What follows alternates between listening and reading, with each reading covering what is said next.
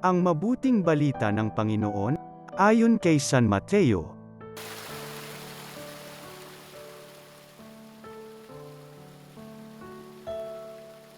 Noong panahong iyon, sinabi ni Jesus sa mga punong saserdote at mga matatanda ng bayan, "Ano ang palagay ninyo rito?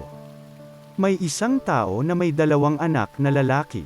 Lumapit siya sa nakatatanda at sinabi, 'Anak, lumabas ka at magtrabaho sa ubasan ngayon.' 'Ayoko po,' tugon niya. Ngunit nagbago ang kanyang isip at siya'y naparoon. Lumapit din ang ama sa ikalawa at gayon din ang kanyang sinabi. 'Opo,' tugon nito, ngunit hindi naman naparoon. Sino sa 2 ang sumunod sa kalooban ng kanyang ama?" "Ang nakatatanda po," sagot nila. Sinabi sa kanila ni Jesus, "Sinasabi ko sa inyo, ang mga public at masasamang babae mauuna pa sa inyong paikop sa paghahari ng Diyos.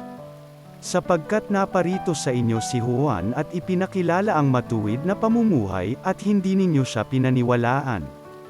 Ngunit pinaniwalaan siya ng mga public at ng masasamang babae.